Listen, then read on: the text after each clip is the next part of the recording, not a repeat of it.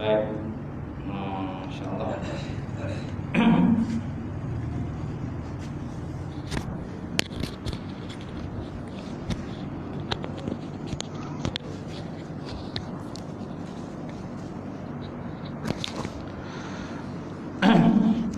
Baik, kita mulakan kuliah malam ini dengan sama-sama membaca Al-Quran. Bismillahirrahmanirrahim. Nabi Muhammadin Mustafa Rasulullah sallallahu alaihi wasallam wa ala alihi kiram wa ashabul izam. Syai'ullahu Fatihah. A'udzubillahi minasyaitonir rajim. Bismillahirrahmanirrahim. Alhamdulillahirabbil alamin. Ar-Rahmanir Rahim. Maliki yaumiddin. Iyyaka na'budu wa iyyaka nasta'in. Ihdinas siratal mustaqim. Siratal ladzina an'amta 'alaihim ghairil maghdubi 'alaihim waladdallin. Amin. Assalamualaikum warahmatullahi taala wabarakatuh. Alhamdulillahillazi arsala rasulahu bil huda wa dinil haqq liyuzhirahu 'alad dini kullihi walau karihal musyrikun. Asyhadu an la ilaha illallah wahdahu la syarikalah wa asyhadu anna Muhammadan abduhu wa rasuluh. Allahumma salli wa sallim ala sayyidina wa nabina wa maulana Muhammad. Dekat lagi. Wa ala alihi wa sahbihi wa man da'a bi da'watihi wasanna bi sunnatihi ila yaumiddin. Rabbi ishrah li sadri wa yassir li amri wahlul 'uqdatam min lisani yafqahu qawli. Subhanaka la ilma lana illa ma 'allamtana innaka antal alimul hakim. Wala haula wala quwwata illa billahil aliyyil azim. Qala Allah Subhanahu wa ta'ala fi kitabil azim ba'da a'udzubillahi minasyaitonir rajim. Yarfa'illahu allazina amanu minkum wallazina utul ilma darajat. Sorry.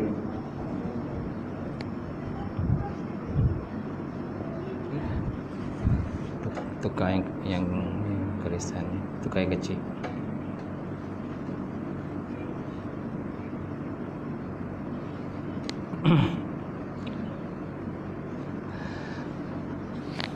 Anak saya baru dah belajar. Baru nak belajar dengan cuti tu, cuti UM, Universiti Cutian, belajar. Baik, insyaAllah. Alhamdulillah. Yang dihormati Fadil Tuan Imam kita, seterusnya yang dihormati Tuan Bilal, seterusnya jawatan kuasa masjid, muslimin muslimat yang dirahmati Allah. Alhamdulillah, kerja pandai kami bersyukur Allah Ta'ala kerana dengan limpah kurnia serta rahmat daripada Allah Ta'ala kita dapat bersama sekali lagi pada malam ini untuk kita menyambung sesi kuliah kita. Dan kita masih lagi dalam pembahasan berkenaan dengan hari itu, pembahasan berkenaan dengan Bismillahirrahmanirrahim. Jadi kitab malam ni ialah kitab Syarah Safilatul Najah Misbahud Duja, yang mana kitab asalnya dikarang oleh Syekh Salim bin Sumer Al-Hadrami Asy-Syafi'i rahimahullah taala, insyaallah. Baik, kita sambung berkenaan itu tentang pembahasan Ar-Rahman. Pembahasan berkenaan kalimat Ar-Rahman. Ar-Rahman adalah sifat Allah Taala yang bermaksud yang Maha Pemurah. Sifat Allah Subhanahu wa taala yang pemurah. Dengan sifat inilah, yang pertama, Allah Subhanahu wa taala sangat pemurah kepada semua makhluk, sama ada Islam ataupun kafir, ahli yang taat kepada Allah dan juga ataupun ahli maksiat kepada Allah Subhanahu wa taala. Jadi mereka itu sentiasa mendapat sifat pemurah daripada Allah Taala. Malahan kita dapati orang-orang yang tidak beriman kepada Allah, kita dapati mereka lebih kaya, kan? Mereka lebih kaya, mereka lebih mewah kehidupan mereka berbanding dengan orang-orang yang tidak beriman, berbanding dengan orang yang beriman kepada Allah Subhanahu wa taala. Tetapi nak kita tahu itu adalah kata kekayaan sementara. Kekayaan sementara sahaja bagi mereka. Kerana selepas nanti tidak ada lagi kekayaan mereka di akhirat. Kerana di akhirat besok mereka sudah tentu tidak termasuk dalam kumpulan orang-orang yang taat kepada Allah. Sudah tentu mereka dimasukkan dalam neraka Allah Subhanahu wa taala. So jangan kita heranlah dengan kekayaan yang mereka dapati. Walaupun begitu, ada juga orang-orang yang beriman kaya raya. Malahan sultan-sultan pun kita dapati ada mereka kaya raya. Kan? Aset, mungkin aset yang banyak, jutaan, ribu ringgit, jutaan ringgit, berbanding dengan orang-orang yang tidak beriman kepada Allah. So maknanya ada orang beriman pun ada juga yang miskin. Orang beriman ada juga yang tidak miskin. Orang beriman ada yang kaya, ada yang tak kaya. Okey. Yang bezanya dia beriman dengan tak beriman saja. Baik, so yang kedua, Allah Subhanahu wa taala menggunakan jalail ni'am. Allah Taala menggunakan jalail ni'am. Apa makna jalail ni'am? Maksudnya nikmat-nikmat yang besar. Dan nikmat-nikmat asas ataupun pokok seperti keimanan kepada Allah, kesihatan, rezeki, pendengaran, penglihatan dan juga lain-lain. Okay? Jadi Allah Ta'ala menggunakan mereka nikmat-nikmat yang besar dan juga nikmat-nikmat yang kecil, asas ataupun pokok, seperti keimanan kepada Allah. Keimanan pentinglah. Yang kedua, kesihatan pun penting. Kalau kesihatan tak sihat, macam mana kita nak cari rezeki? Guna rezeki pun penting juga. Okay? Tanpa rezeki tak boleh kita hidup dalam dunia. Kemudian pendengaran, kan, tanpa pendengaran kita susah untuk berkomunikasi dengan orang lain. Penglihatan pun penting juga. Kalau tidak ada penglihatan, kita terpaksa dipandu oleh orang lain untuk buat kerja dan sebagainya. Itu dikatakan sebagai nikmat jalailul ni'am, nikmat-nikmat yang besar. Kemudian Syekh Ahmad Asy-Syawi pernah berkata, Ar-Rahman Al-Mun'im bi jami'in ni'am kamman wa kaifan. Ar-Rahman Al-Mun'imu bi jami'in ni'am kamman wa kaifan wa dunyawiyatan wa ukhrawiyatan zahiratan wa batinatan. Ataupun sebagaimana yang dikatakan oleh Syekh Ahmad As-Sawi lah. Baik, maksudnya apa? Ar-Rahman adalah zat yang mengurniakan nikmat-nikmat yang besar ataupun asas, sama ada daripada segi jumlah, yang ini banyak atau sedikit, dan cara, kaman wa kaifan. Kaman tadi maknanya segi jumlah, wa kaifan dan cara ataupun bagaimana yang berkaitan dengan dunia dan juga yang berkaitan dengan akhirat, dunyawiyatan wa ukhrawiyatan, zahiratan wa batinatan, sama ada yang zahir ataupun yang tak nampak. Itulah dia sifat Ar-Rahman yang ada kepada Allah Subhanahu wa taala. Manusia juga ada juga sifat Ar-Rahman, sifat pemurah. Sifat pemurah yang ada manusia sebenarnya menzahirkan sifat-sifat yang ada kepada Allah Subhanahu wa taala itu. Tetapi sifat pemurah yang ada pada manusia adalah terbatas berbanding dengan pemurah yang ada kepada Allah Subhanahu wa taala. Okey? Kerana Allah Taala ni pemurahnya itu pemurah kepada segala binatang manusia, kan, para jin dan sebagainya. Semua itu mendapat nikmat daripada Allah Taala, beriman ataupun tak beriman. Okey, sedangkan manusia hanya biasanya nikmat pemurahnya hanya pada manusia saja.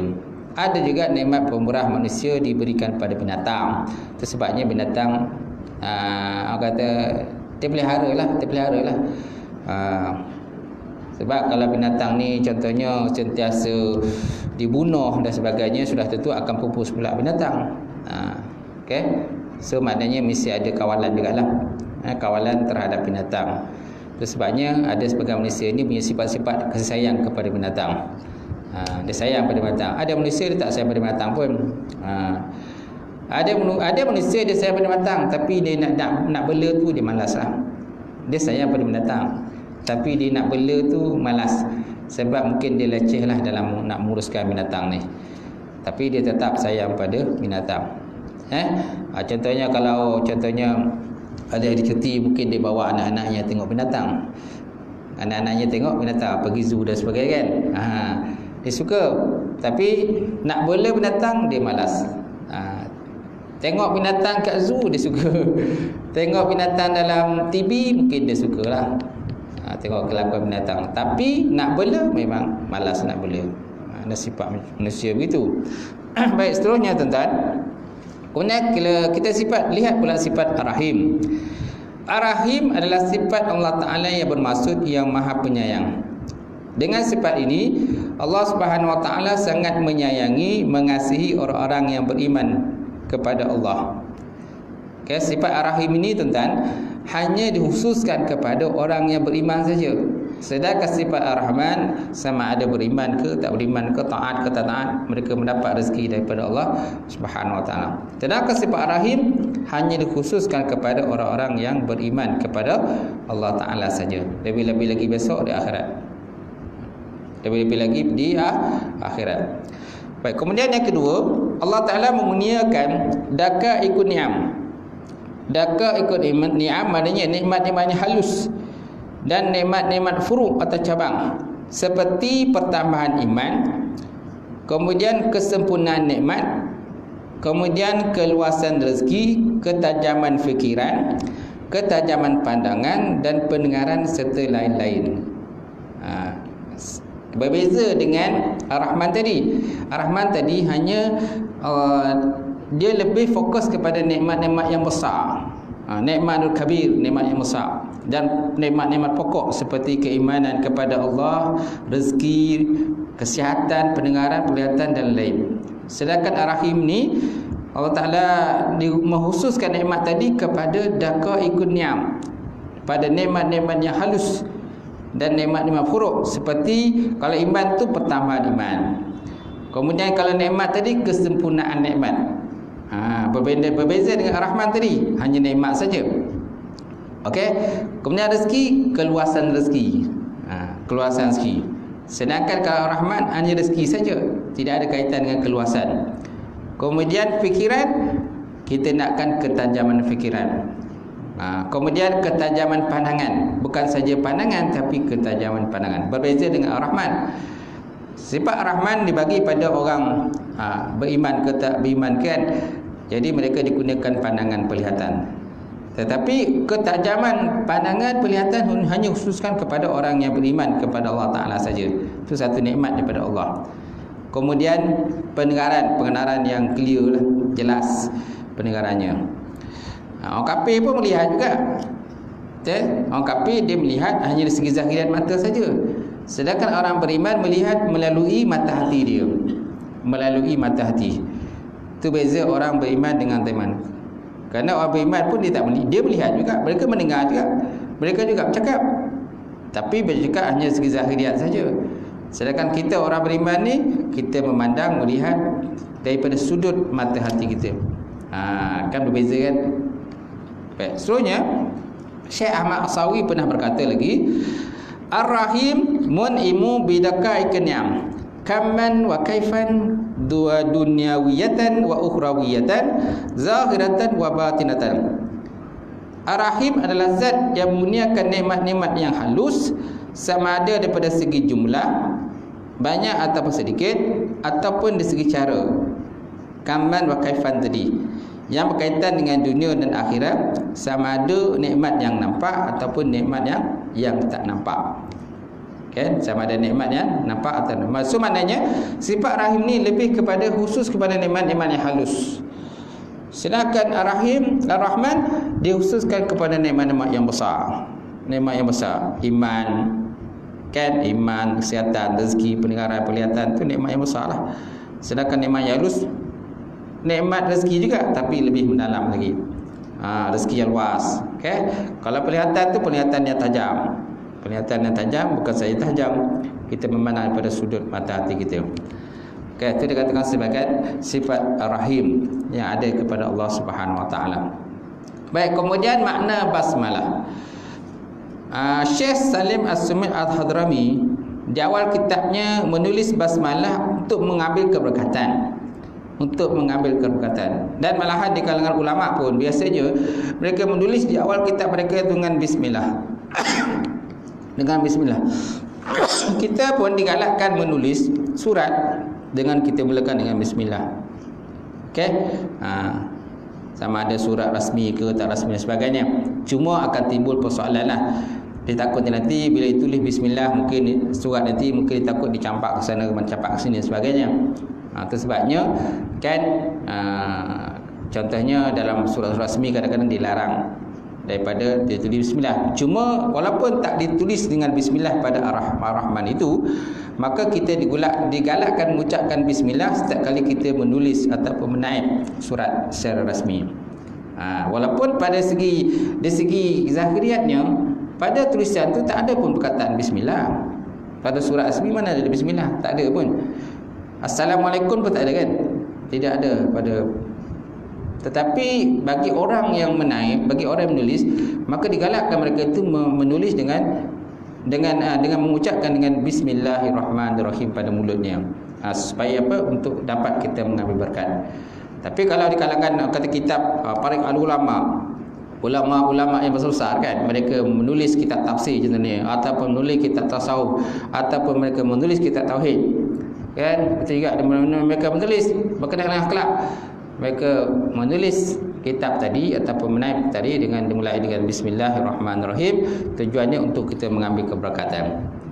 Sesuai dengan hadis Nabi SAW, kullu amrin zibalin la yabda'u bihi bi bismillahirrahmanirrahim fahuwa aqta. Setiap pekerjaan yang punya kebajikan, jikalau tidak dimulai dengan bismillahirrahmanirrahim, maka ianya aqta, terputus. Mana terputus itu ialah qalilul barakah, kurang keberkatannya, kurang keberkatan.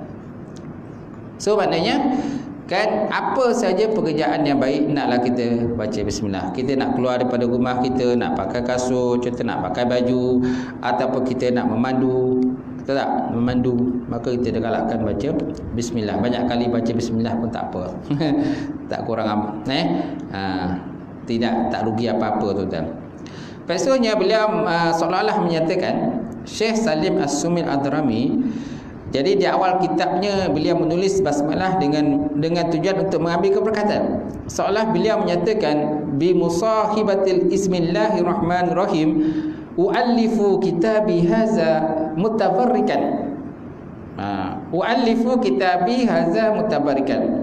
Dengan adanya kebersamaan nama Allah Subhanahu Wa Taala yang Maha Pemurah lagi Maha Penyayang, aku menulis kitabku ini untuk mengambil keberkatan dengannya. Wa'alifu, aku tulis ataupun aku susun kitabku haza ini mutawarikan, dalam keadaan untuk mengambil keberkatan daripada Allah Subhanahu Wa Taala. Okey, semaknanya keberkatan ini ada dalam Islam. Ada orang menafikan keberkatan, itu salahlah. Dia kata apa nak berkat-berkat ni, tak ada. Sebenarnya ada. Dalam Islam ni ada keberkatan dia. Okey, berbeza. Contohnya kalau ada dua orang, ada dua orang mengaji menuntut ilmu. Salah seorang menuntut ilmu tadi kan, dia tidak menghormati guru dia. Dia belajar dengan gurunya, tapi dalam masa sama dia tak menghormati guru. Yang kedua, dia belajar tapi dalam masa sama dia hormat dengan guru dia. Bezakan dua orang ni. Okey, dua orang ni nanti bila habis dia belajar, tengoklah perbezaan keduanya. Seorang sudah tentu tidak akan orang kata banyaklah pada benda yang bukan-bukanlah dia buat. Kan, mana ilmu dia tadi tak ada manfaat pada dia lagi. Walaupun ilmu dia ada tapi tak bermanfaat. Dia tak dapat nak sampaikan kepada orang lain. Sedangkan orang yang belajar menghormati guru dia, kan, bila dia keluar daripada pengajian dia, tengoklah macam mana akhlak dia yang baik, yang bagus, kan, ramai hormat pada dia. Dia tak minta orang hormat pada dia pun, tapi sentiasa dia hormati oleh orang lain. Kenapa? Kerana dia sendiri waktu dia belajar, dia hormat pada guru dia. Berbanding dengan orang belajar tapi tak hormat dengan guru. Itu sebabnya perlunya keberkatan. Keberkatan dalam menuntut ilmu. Itu juga dalam lain pun, benda lain pun sama juga, keberkatan. Tak? Anak tak hormat guru, tak hormat ayah. Dengan anak yang hormat dengan ayah, ibu ayah dia. Beza tak? Beza. Bila habis besok, dia dah besar besok, contoh nama ayah dah meninggal, tengoklah macam mana keadaan dua-dua, berbeza. Satu akan jadi orang, satu tak jadi orang. Satu jadi orang, satu tak jadi orang. Satu kan akan berguna pada masyarakat, seorang lagi tak berguna masyarakat. Kenapa? Waktu dia hubungan dengan ayah dengan mak dia, seorang hormat dengan ayah, seorang tak hormat dengan ayah. Seorang hormat dengan ibu, seorang tak hormat. Jadi akan ada perbezaan dia besar. Itu pentingnya keberkatan itu. Maksudnya Syekh Muhammad bin Umar An-Nawawi Al-Bantani menambah perkataan musta'inan. Musta'inan yang bermaksud untuk mengambil keberkatan dengan basmalah dan memohon pertolongan kepada Allah Subhanahu Wa Taala dengannya. So maknanya kalau lihat kembali kepada apa yang dikatakan oleh Syekh Sulaiman Al-Hadrami seolah-olah bahawa bi musahibati bismillahirrahmanirrahim yu'allifu kitabi hadza musta'inan mutabarikan. Musta'inan mutabarikan. Kan? Dengan adanya kebersamaan nama Allah Ta'ala yang Maha Pemurah lagi Maha Penyayang, aku menulis kitabku ini, u'allifu kitabi, aku tulis ataupun aku susun kitabku ini, kan? Haza, kitabi haza musta'inan, dalam keadaan mengambil, memohon pertolongan kepada Allah Ta'ala untuk mengambil keberkatan, mutabarikan, keadaan untuk mengambil keberkatan daripada Allah Ta'ala, serta memohon perlindungan daripada Allah Ta'ala. Maksudnya faedah, kenapa basmalah tidak ditulis di awal surah At-Taubah? Dalam Quran terdapat 114 surah, betul tak? Dalam Quran ada 30 juzuk. Quran ada 30 juzuk, kemudian Quran ada 114 surah. Ada surah yang panjang dan ada surah yang pendek. Surah yang panjang ialah Suratul Baqarah, ada 200 lebih ayat. Surah yang paling pendek ialah surah Inna A'tainakal Kautsar. Dan setiap surah itu mesti dimulai dengan Bismillahirrahmanirrahim. Dimulai dengan Bismillah. Akan tetapi ada satu surah dalam Quran tidak ada basmalah ataupun Bismillah pada awalnya, itulah surah At-Taubah. Surah At-Taubah. Kenapa tak ada ditulis Bismillah pada surah At-Taubah? Basmalah ataupun Bismillah tidak ditulis di awal surah At-Taubah kerana Nabi Muhammad SAW tidak diperintahkan menulisnya, seperti mana diriwayatkan oleh Al-Hakim an Aliyin annal basmalah amanun wa hiya nuzilat li raf'i al-amni bis-sayfi. Wahia nuzilat li rafi amni bis-sayfi. An Ali, daripada Ali karamallahu wajah, anna basmalah, sesungguhnya basmalah ataupun bismillah, amanun, itu bermakna keamanan. Basmalah itu bermakna keamanan, jaminan keamanan.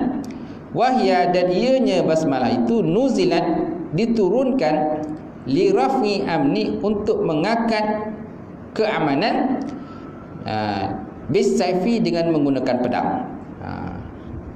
Untuk mengangkat ataupun menghilangkan jaminan keamanan dengan menggunakan pedang. Dengan mana kata lain, basmalah ini tuan, surah At-Taubah ini diturunkan pada waktu peperangan. Jadi sebab kalau turun waktu peperang, maknanya tidak ada ditulis basmalah pada awal surah. Ada pula ulama menyatakan bahawa basmalah yang tidak ada pada surah At-Taubah itu diganti dengan basmalah dalam surah An-Namli. Surah An-Namli ayat 30. Surah An-Namli ayat, kerana dalam surah An-Namli ada dua basmalah ataupun bismillah, pada permulaan ayat dan juga pada pertengahan ayat, pada ayat yang ke-30. Apa ada punya ayat tu? Innahu min Sulaiman wa innahu bismillahirrahmanirrahim alla ta'lu alayya wa atun muslimin. Annahu min Sulaiman, sesungguhnya surat ini daripada Nabi Sulaiman alaihissalam, dan dia dimulai dengan bismillahirrahmanirrahim. Alla ta'lu alayya, janganlah kamu lebih tinggi daripada aku, wa atun muslimin, dan datanglah kepadaku dengan keadaan menyerah diri. Ayat ni ayat itu ditulis dalam surah itu, dalam surat itu, dan surat itu ditujukan kepada Ratu Balqis lah, dalam kisah tersebutlah. Terdapat dalam Quran. Okey. So maknanya kata ulama, bismillah yang ada pada surah An-Naml itu ayat 30 itu adalah sebagai pengganti kepada surah yang terdapat pada surah Taubah yang tidak ada bismillah ataupun basmalah pada permulaan surahnya. Okey. Kemudian makna khas dan umum pada kalimat Ar-Rahman dan Ar-Rahim. Kalimat Ar-Rahman dia adalah khusus pada lafaz dan umum pada makna. Okay. Kalimat Ar-Rahman dia adalah khusus pada lafaz dan umum pada makna. Sedangkan kalimat Ar-Rahim dia umum pada lafaz dan khusus pada makna. Apa maksudnya tu tuan? Ar-Rahman dia adalah kalimat yang khusus pada lafaz. Apa makna khusus pada lafaz? Khusus pada lafaz kerana ianya hanya digunakan kerana hanya Allah Ta'ala saja yang bersifat dengannya. Kerana hanya Allah Ta'ala saja yang bersifat dengan Ar-Rahman, mana Maha Pemurah. Kemudian Ar-Rahman pula dia adalah umum pada makna. Apa makna umum pada makna?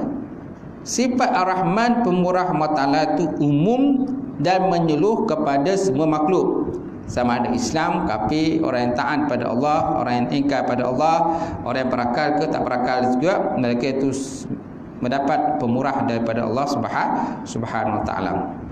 Okey, itu sebabnya Ar-Rahman itu dia khusus pada lafaz dan umum pada makna. Kemudian kalimat Ar-Rahim pula terbalik. Dia terbalik. Dia adalah umum pada lafaz dan khusus pada makna. Apa maksud umum pada lafaz? Maksudnya Ar-Rahim itu boleh digunakan oleh selain Allah Taala, asalkan tidak ditulis dengan Ar-Rahim. Rahim itu mana Maha Penyayang itu boleh digunakan oleh selain daripada Allah Ta'ala, asalkan tidak ditulis dengan Ar-Rahim. Sedangkan khusus pada maknanya Allah Ta'ala hanya menyayangi, mengasihi orang-orang yang beriman pada hari akhirat besok. Sedangkan orang yang tidak beriman maka tidak mendapat sifat kasih sayang daripada Allah Subhanahu Wa Ta'ala. Itu maksudnya Ar-Rahim itu umum pada lafaz dan khusus pada makna.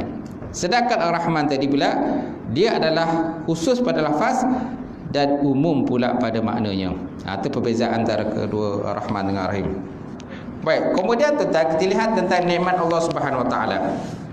Syekh Badawi pernah menyatakan bahawa nikmat Allah Ta'ala ini walaupun tidak dapat dikira, dia terbahagi pada dua jenis. Okay? Nikmat Allah Ta'ala yang digunakan pada manusia, binatang dan sebagainya kan, dia mempunyai dua pembahagian. Okay? Satu nikmat dunia, satu lagi nikmat akhirat. Kemudian nikmat dunia pula terbahagi pada dua. Yang pertama nikmat wahbi, bukan wahabi tapi nikmat wahbi. Wahhabaya, wahbi, wahbiyun, mana nikmat tanpa usaha. Yang kedua kasbiyun, nikmat yang perlu pada usaha. Nikmat yang perlu pada usaha. Sebenarnya nikmat ada dua. Satu nikmat tak perlu usaha apa pun, tiba-tiba nikmat datang balik. Tiba-tiba pisang datang balik. Kita duduk rehat tuan-tuan, tiba-tiba datang pisang emas di bawah belayar kan, masak sebiji atas peti.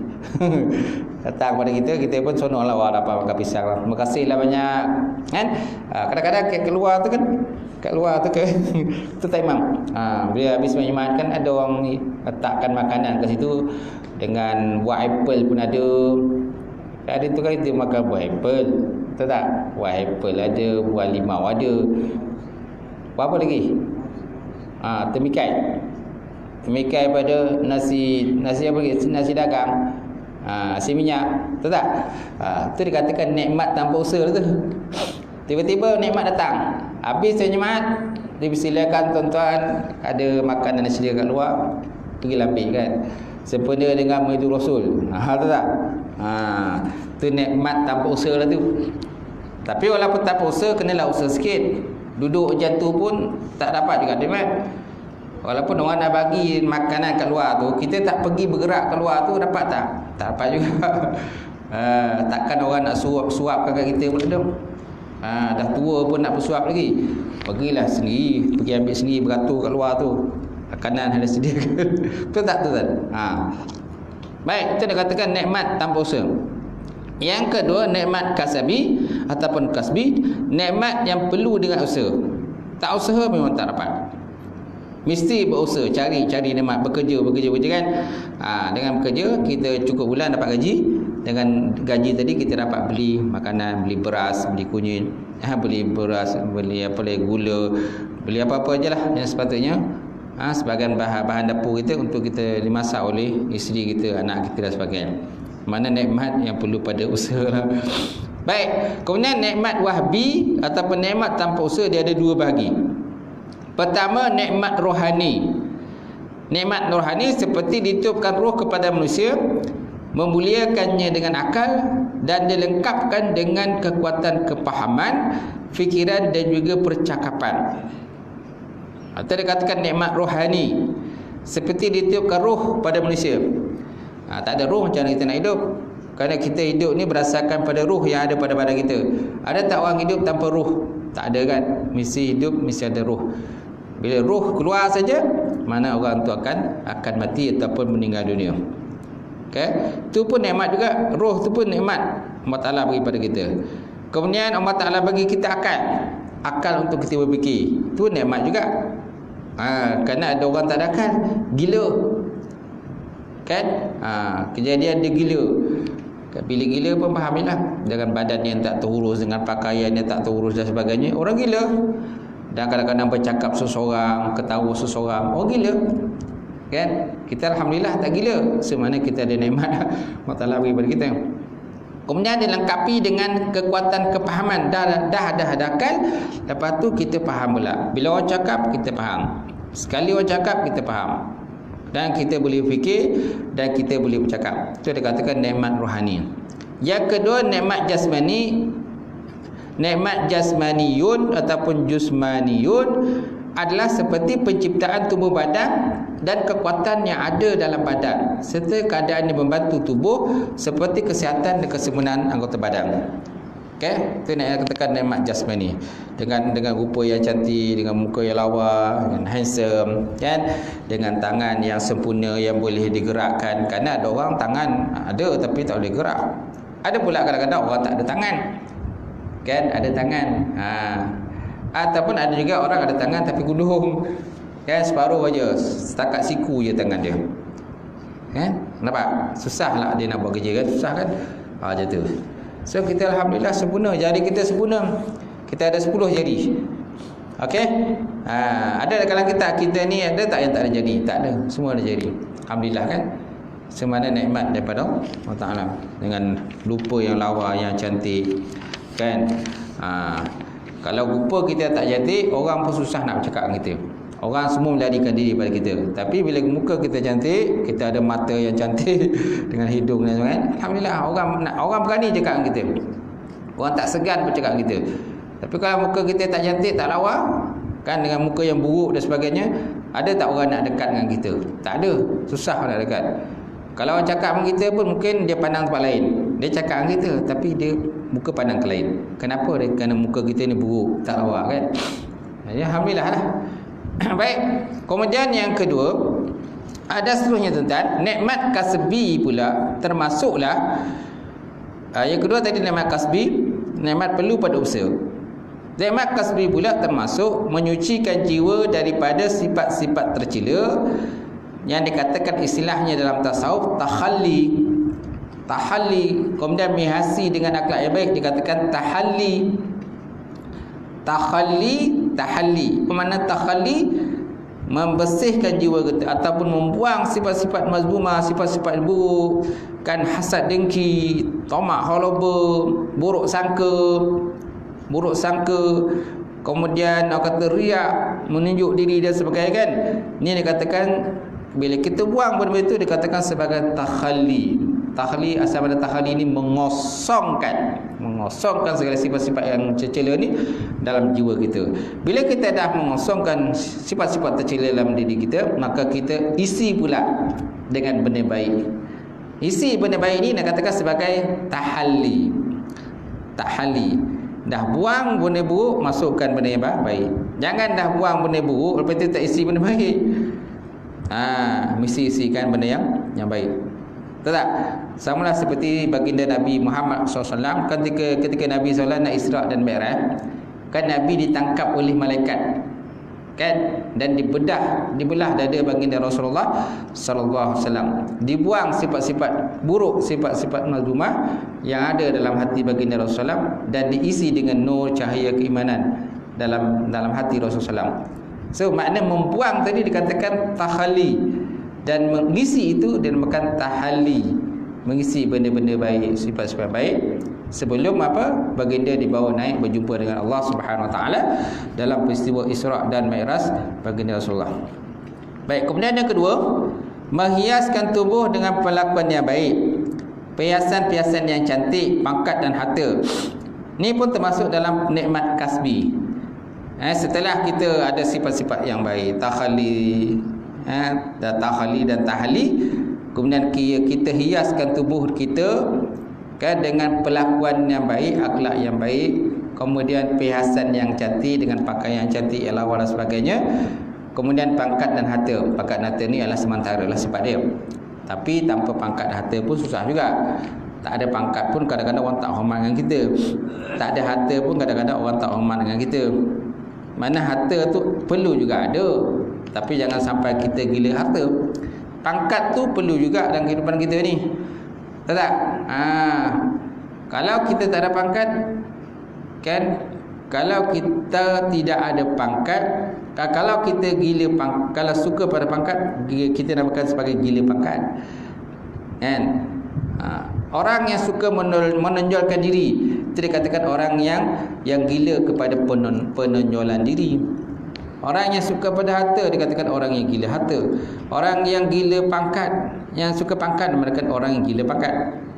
Okey, tapi semua itu benar lah dunia lah, sementara saja dunia.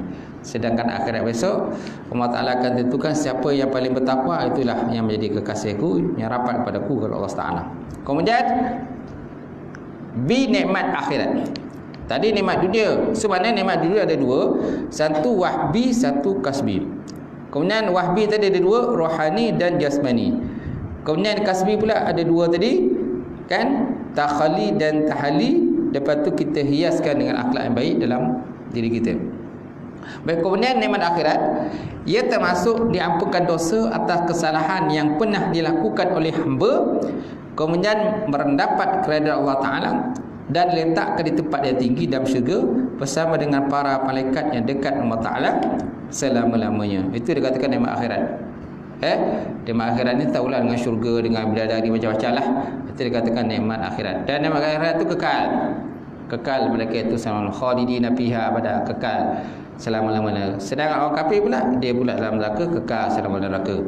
Kecuali orang-orang yang beriman kepada Allah tapi dia termasuk golongan ahli maksiat, dia ni termasuk orang yang lakukan dosa besar, so maknanya dimasuk dalam neraka dahulu dan dibalas, kan, segala amalan-amalan yang buruk dalam dunia dahulu.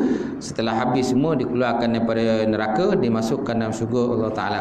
Itulah yang dikatakan fahaman Ahlussunnah wal Jamaah tu kan. Baik, masa syak belum Belum Baik, seterusnya, kemudian mengapa pengarang menulis basmalah di awal kitab? Dah saya cakap tadi lah. Kenapa pengarang menulis basmalah di awal kitab? Okey, atas sebabnya beramal dengan hadis tadi lah. Kullu amri zibalin la yubda'u fihi bi bismillahirrahmanirrahim fa huwa aqta wa fi riwayatin wa huwa abtar wa fi riwayatin fa huwa ajzam. Okey, ini satu pendapat. Yang kedua, kenapa pengarang juga menulis basmalah di awal kitab? Kerana nak mencontohi cara susunan ayat Quran.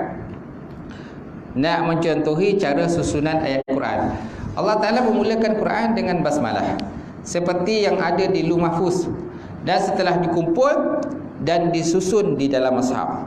Setelah itu disusun dan dikumpul dalam mushaf. Dalam mushaf pun diikut urutan, mesti ada bismillah. Sebenarnya pengarang ini kenapa dia tulis bismillah di awal kitab? Kerana yang pertama, kerana ikut pada hadis tadi. Yang kedua, kerana ikut turutan dalam Quran. Kerana Quran mesti dituliskan dengan bismillah pada awalnya. Apa tak? So maknanya surah yang ayat yang pertama turun ialah bismillah. Kan?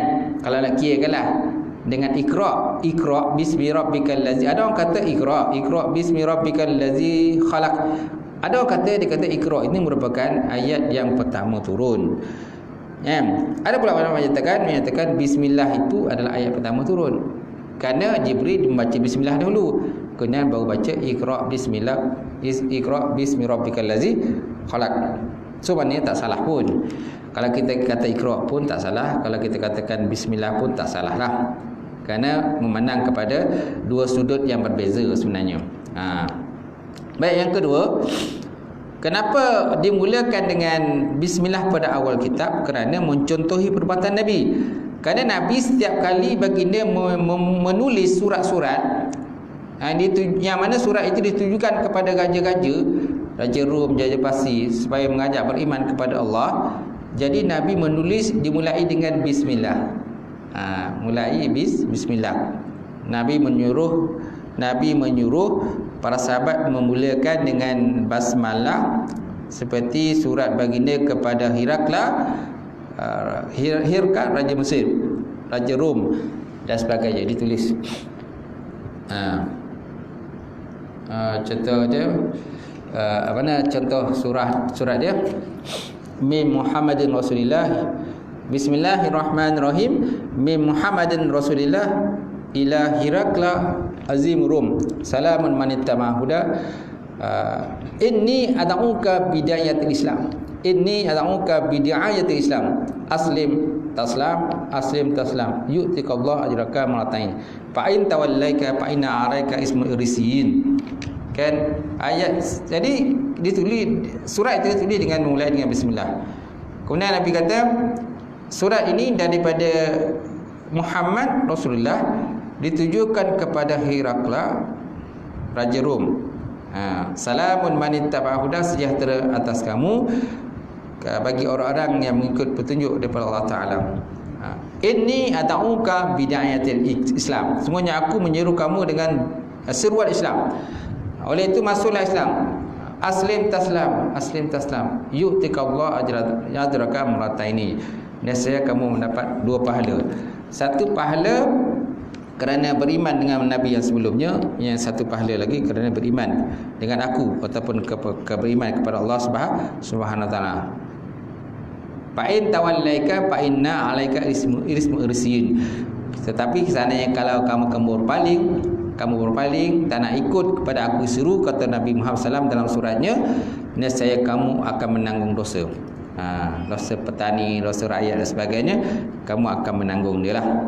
Okey. Kemudian panjanglah surat tadi. Ini menunjukkan pada kita, tuan-tuan, adanya penggunaan bismillah pada surat-surat yang ditulis oleh baginda Nabi Muhammad SAW ataupun para sahabat, ataupun Nabi menyuruh sahabat menulis surat tadi, dan Nabi melantik utusan, dan utusan tadi berjumpa dengan Raja Rom, Parsi dan sebagainya.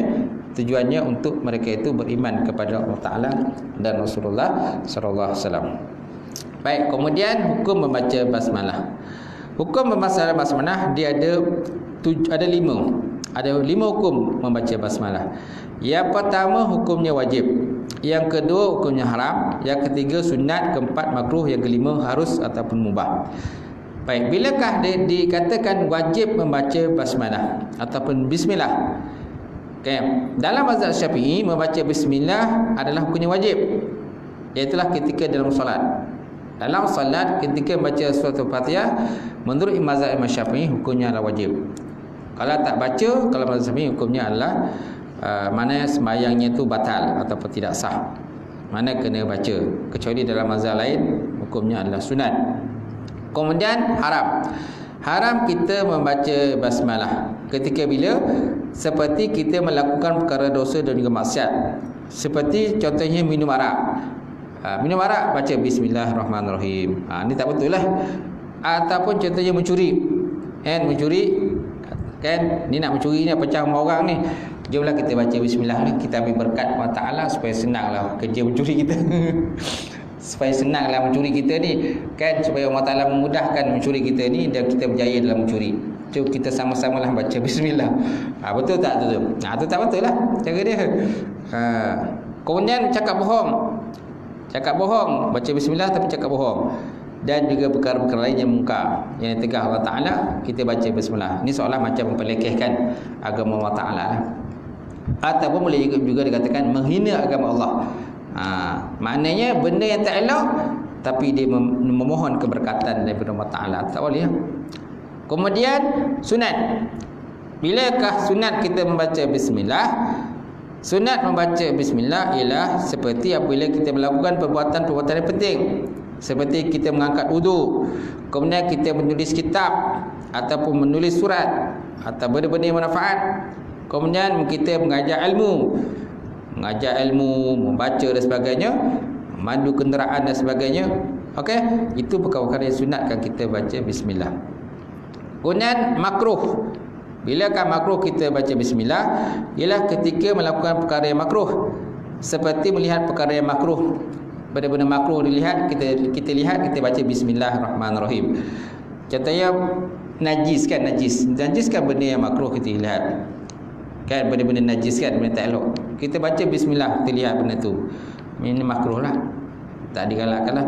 Kemudian harus, bilakah waktu harus kita baca bismillah? Dalam keadaan biasa, iaitu dalam keadaan biasa yang tidak ada kemuliaan, seperti memindahkan barang dan lain-lain.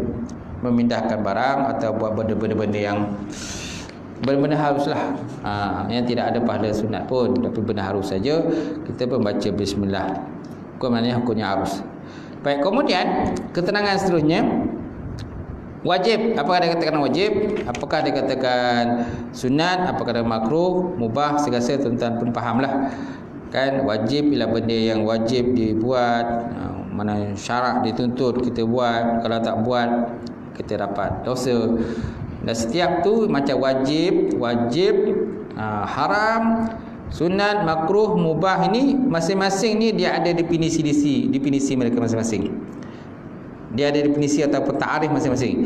Macam wajib, kalau dalam bahasa Arab wajibnya ma yusabu ala fi'li wa yu'aqabu ala tarkih. Satu benda yang diberi pahala begitu buat dan berdosa kita tinggalkan. Itu dikatakan wajib. Okey, yang kedua haram. Haram ma yu'aqabu ala tarkih, ma yu'aqabu ala fi'li, kan, wa yusabu ala tarkih. Waisabu ala tarkih. Satu benda yang diharamkan kita buat, mana kalau kita buat kita mendapat siksa daripada Ta'ala, dan kalau kita tinggalkan so kita mendapat pahala daripada Ta'ala. Ma yu'aqabu ala fi'li wa yusabu ala tarkih. Mana bila kita buat itu nanti biasa kita disiksa oleh Ta'ala, tapi kalau kita tak buat kita dapat pahala oleh Ta'ala. Okey, itu dikatakan sebagai benda yang haram, benda haram.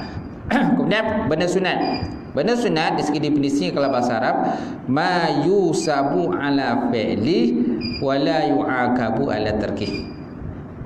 Wa la yu'aqabu ala tarkih. Satu benda yang dipahala bila kita buat dan kita tidak disiksa kalau seandainya kita meninggalkannya. Itu dikatakan sebagai sunat. Kemudian makruh pula ma yusabu ala tarkih wala yu'aqabu ala fi'lih. Satu benda yang beri pahala bila kita tinggalkan dan tidak disiksa bila kita buat. Itu dikatakan sebagai makruh.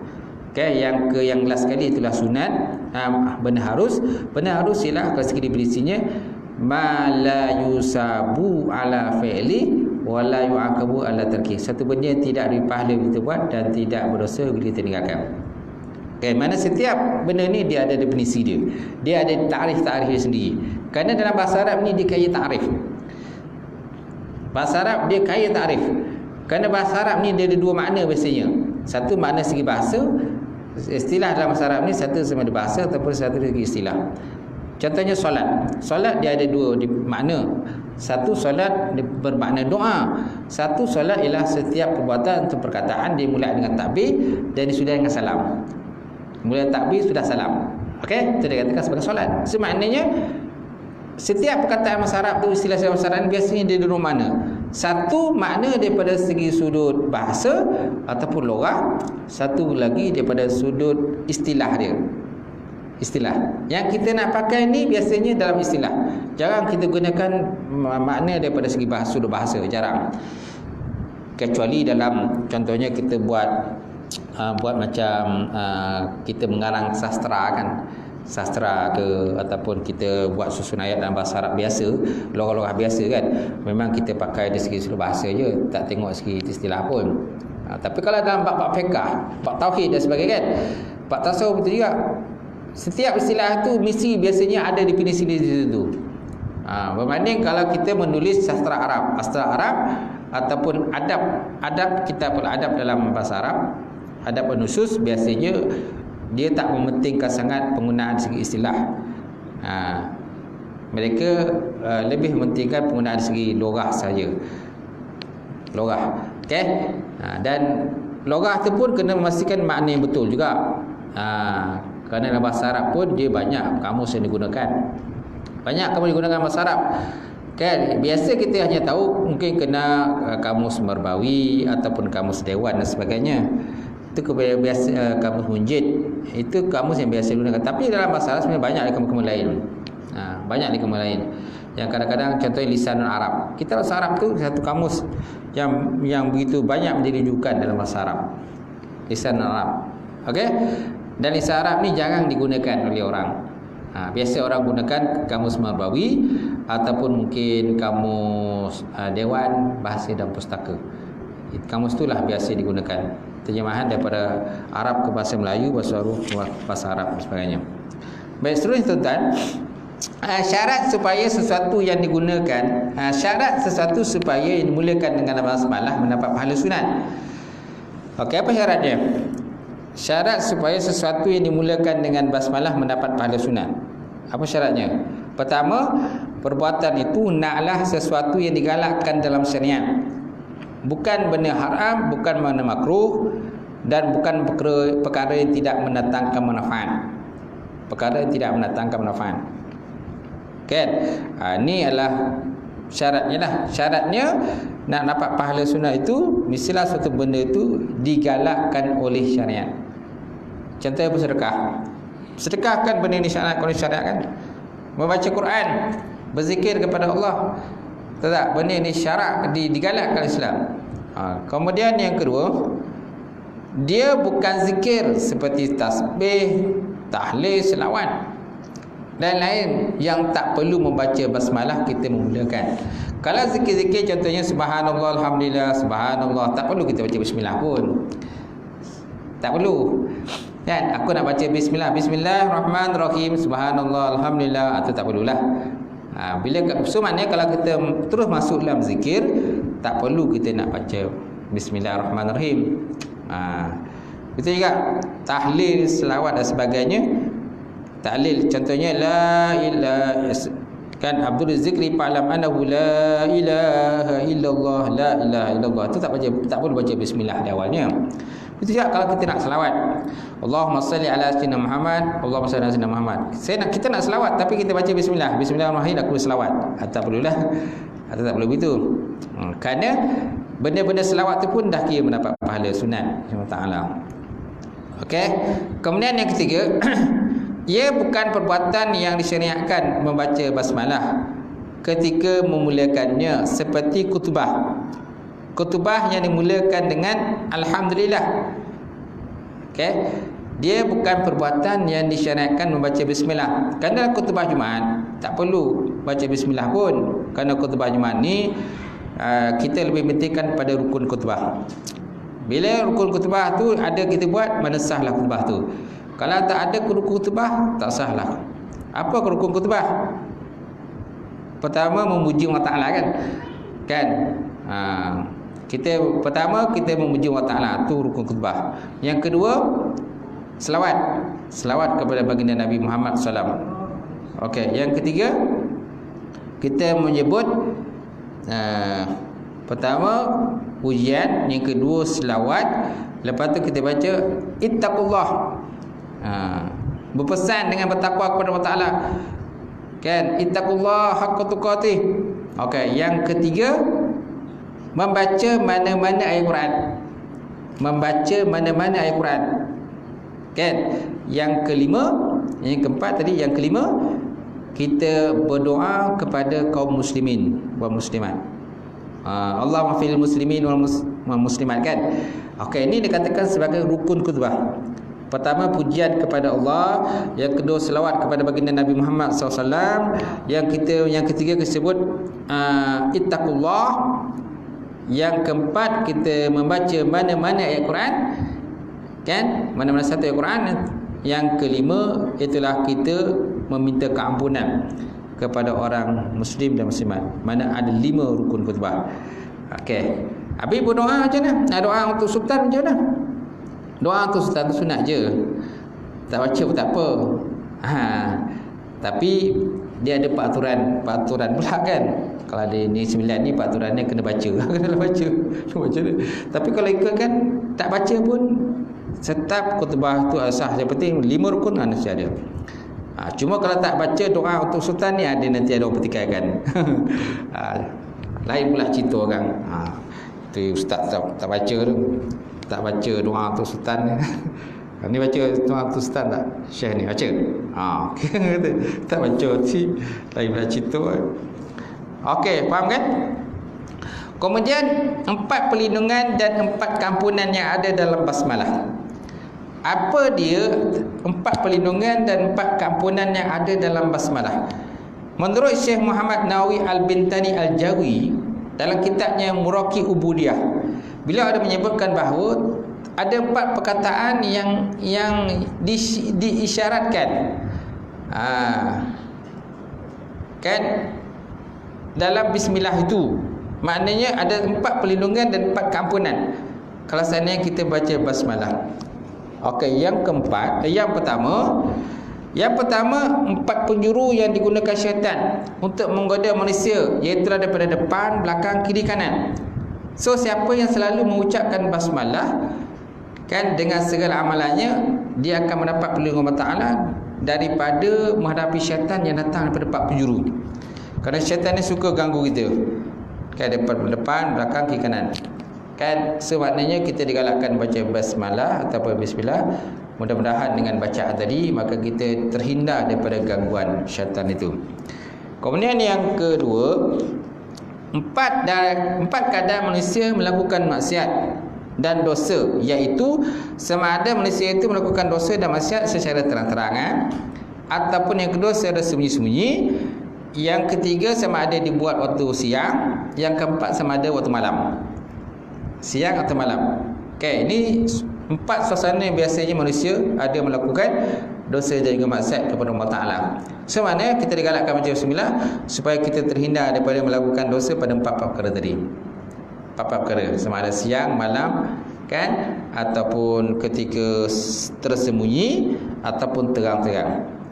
Baik, jadi basmalah yang selalu diucapkan oleh seorang hamba dalam kehidupan sehariannya, insya-Allah boleh menghapuskan dosa-dosa yang dilakukan dengan 4 keadaan tadi. 4 keadaan tadi. Okey, sama ada waktu sembunyi, waktu terang, siang, malam, ataupun 4 penjuru tadi yang syaitan suka menggoda kita, sama ada daripada depan, daripada belakang, kiri ataupun kanan. Mudah-mudahan dengan basmalah ini insya-Allah akan terhindar kita daripada perkara-perkara tadi, insya-Allah, tuan-tuan. Okey, habis. InsyaAllah akan datang bersama lagi kurniaan yang ada dalam basmalah. Wallahualam. Susah Dah. Okeylah. Baik, saya buka soalan kalau ada pertanyaan, sebarang pertanyaan. Ada?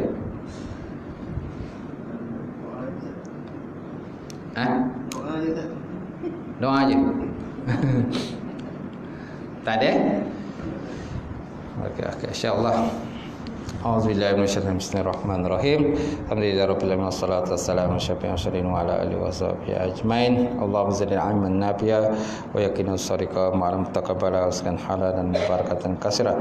Wasiyan fataya alim lana qulubana biduri ma'rifataka wa ta'ala fa'arfin. Allahumma fakana bidin. Allahumma fakana bidin. Allahumma ijma'na hadza jam'an marhuma wa tafarraqana min ba'di tafarruqan ma'suma. Rabbana atina fid dunya hasanah wa fil akhirati hasanah wa qina azabannar. Subhana rabbika rabbil izzati amma yasifun wassalamun alal mursalin alhamdulillah taqabbalallahu minkum.